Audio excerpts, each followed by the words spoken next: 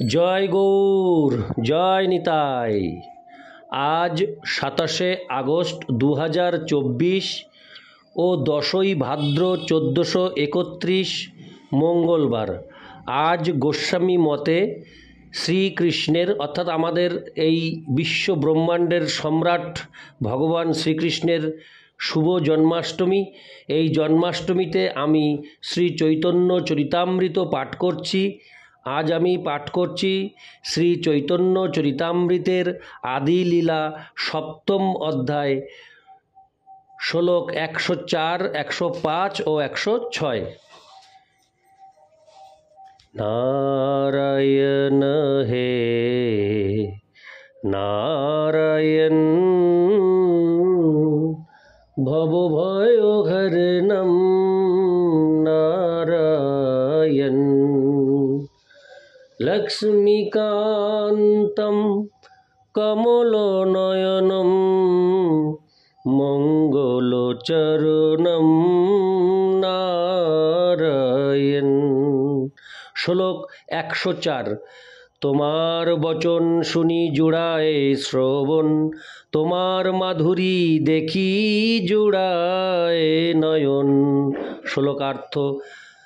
তারা বললেন, হে শ্রীকৃষ্ণ চৈতন্য, তোমার কথা শুনে আমরা অত্যন্ত সন্তুষ্ট হয়েছি এবং তোমার অঙ্গের মাধুরী দর্শন করে আমরা অত্যন্ত মুগ্ধ হয়েছি।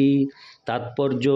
শাস্ত্রে বর্ণনা করা হয়েছে, অত শ্রীকৃষ্ণ নামাদি ন ভবেদ গ্রাহ্যমিন্দ্রিয়ৈ সেবন মুখে হি জিহ্বাদৌ স্বয়মেব স্ফুরত্তদ। পরমেশ্বর ভগবান শ্রীকৃষ্ণের নাম, রূপ, গুণ ও লীলা জড় ইন্দ্রিয়ের দ্বারা উপলব্ধি করা যায় না, কিন্তু কেউ যখন ভগবানের সেবা করেন তখন ভগবান নিজেকে তার কাছে প্রকাশ করেন। ভক্তি রসামৃত সিন্ধু 1-2-234।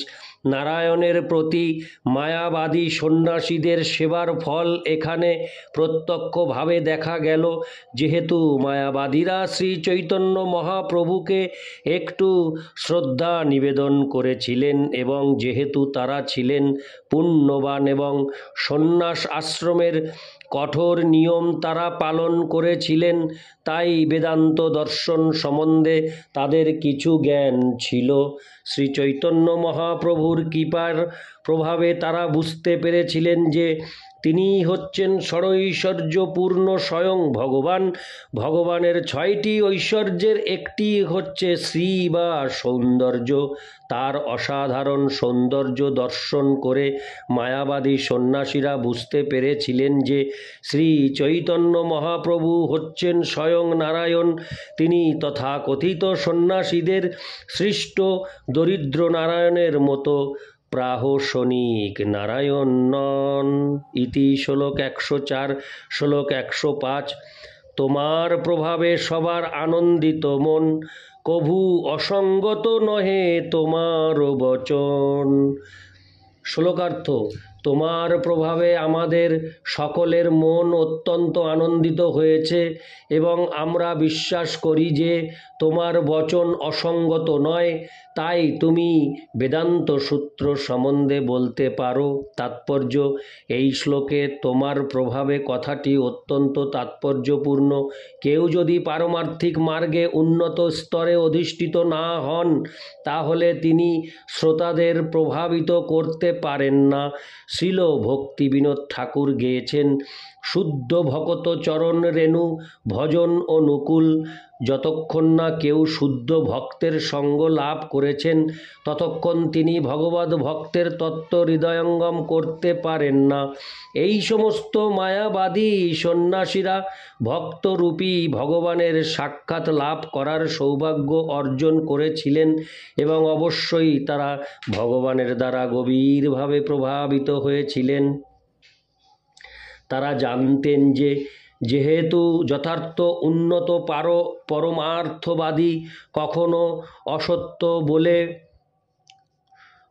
কখনো অসত্য কথা বলেন না, তাই তিনি যা বলেন তা সবই সঙ্গত এবং বেদবিহিত। গভীর তত্ত্ববেত্তা পুরুষ কখনো এমন কিছু বলেন না যা অর্থহীন। মায়াবাদীরা যে নিজেদের পরমেশ্বর ভগবান বলে দাবি করেন তা সম্পূর্ণ অর্থহীন, কিন্তু শ্রী চৈতন্য মহাপ্রভু কখনো এই ধরনের অর্থহীন বাক্য উচ্চারণ করেননি। তার সম্বন্ধে মায়াবাদী সন্ন্যাসীদের সমস্ত সংশয় দূর হয়েছিল, তাই তারা তার কাছ থেকে বেদান্ত দর্শনের তাৎপর্য শ্রবণ করতে চেয়েছিলেন। ইতি শ্লোক 105। শ্লোক 106। প্রভু কহে বেদান্ত সূত্র ঈশ্বর বচন, ব্যাসরূপে কইল যাহা শ্রীনারায়ণ। শ্লোকার্থ। শ্রী চৈতন্য মহাপ্রভু বললেন বেদান্ত সূত্র হচ্ছে ব্যাসদেব রূপে পরমেশ্বর ভগবান শ্রীনারায়ণের বাণী। তাৎপর্য: বৈদিক জ্ঞান হৃদয়ঙ্গম করার পন্থা প্রদর্শনকারী। বেদান্ত সূত্র হচ্ছে বৈদিক জ্ঞানের সংক্ষিপ্তসার। বেদান্ত সূত্রের শুরু হয়েছে যে কথাটি দিয়ে, তা হচ্ছে অথাথ ব্রহ্ম জিজ্ঞাসা। এখনই পরম তত্ত্ব সম্বন্ধে অনুসন্ধান করার সময়। এইটি হচ্ছে মানব জীবনের বিশেষ উদ্দেশ্য।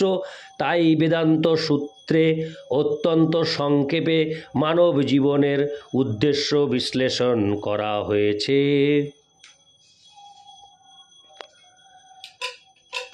এই তত্ত্ব বায়ু পুরাণে ও স্কন্দ পুরাণেও প্রতিপন্ন হয়েছে। সূত্র সম্বন্ধে বর্ণনা করে সেখানে বলা হয়েছে, অল্পাক্ষরম সন্নিগ্ধং সারবৎ বিশ্বত মুখম অস্তভমনোবদ্ধং চ সূত্রং সূত্রবিদু। অল্প কথায় যা সমস্ত জ্ঞানের সারমর্ম প্রকাশ করে তাকে বলা হয় সূত্রা।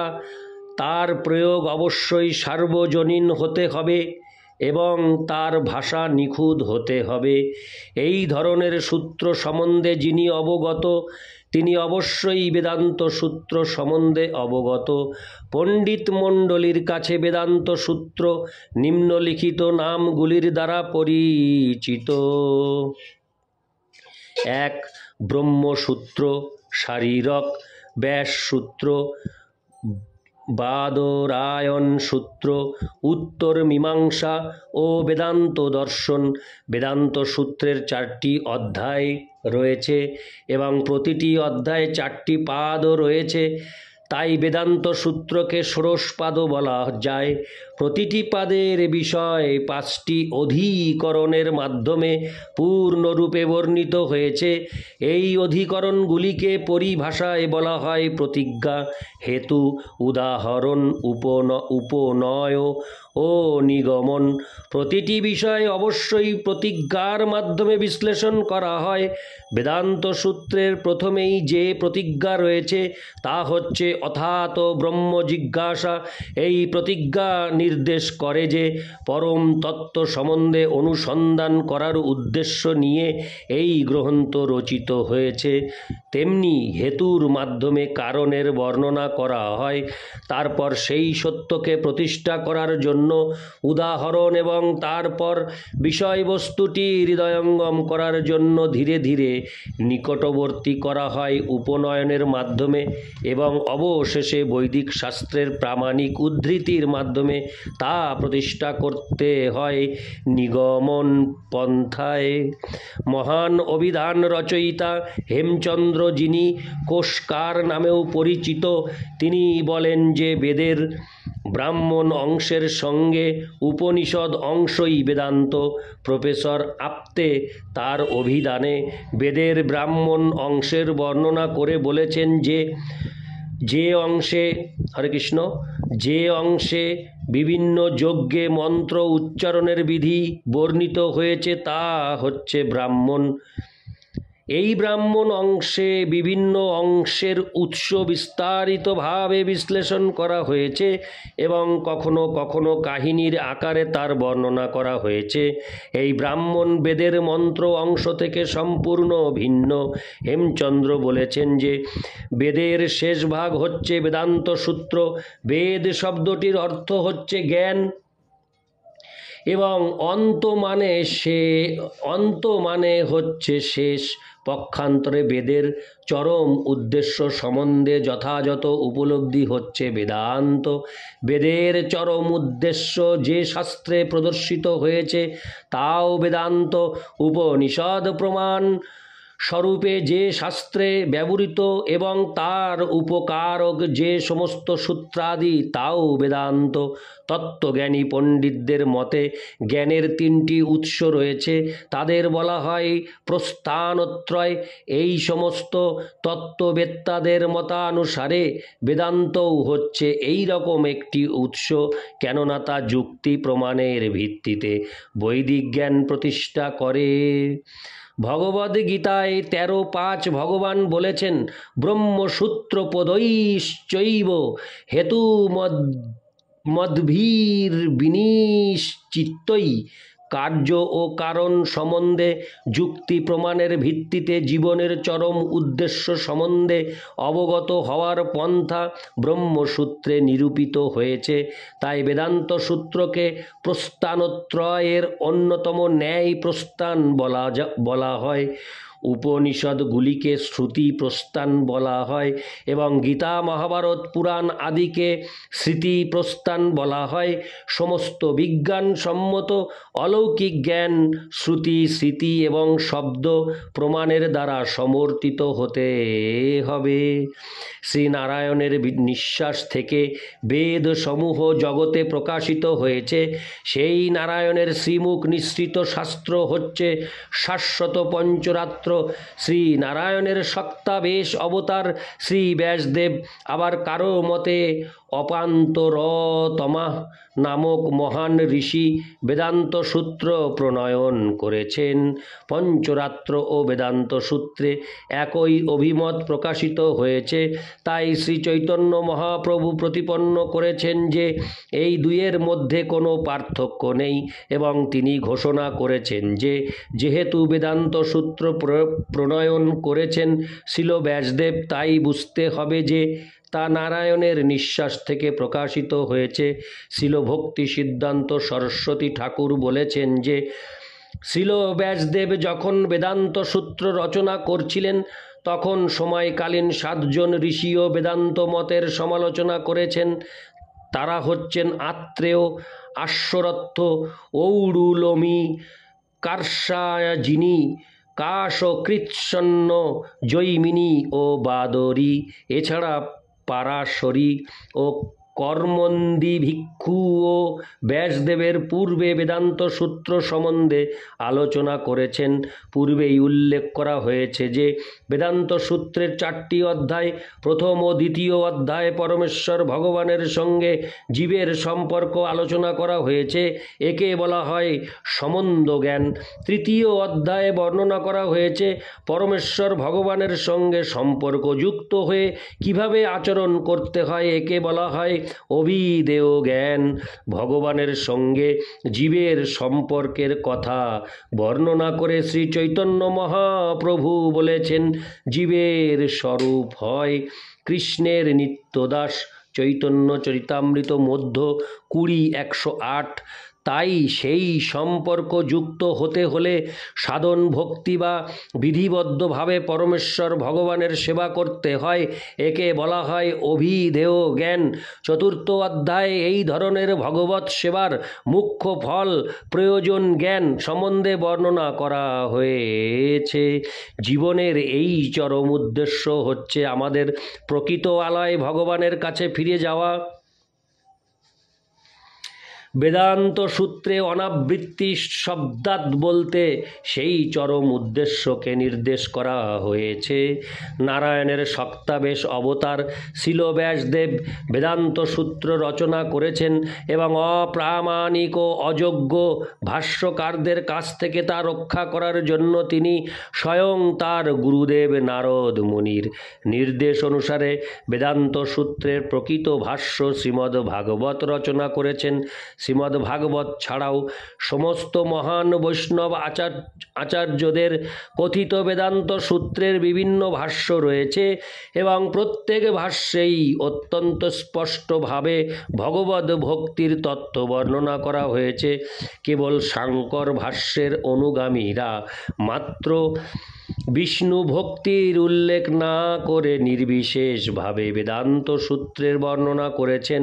সাধারণত মানুষ শারীরক ভাষ্য বা বেদান্ত সূত্রের নির্বিশেষ বর্ণনার প্রতি আসক্ত, কিন্তু বিষ্ণু ভক্তিবিহীন সমস্ত ভাষ্যই মূল বেদান্ত সূত্র থেকে ভিন্ন বলে বুঝতে হবে।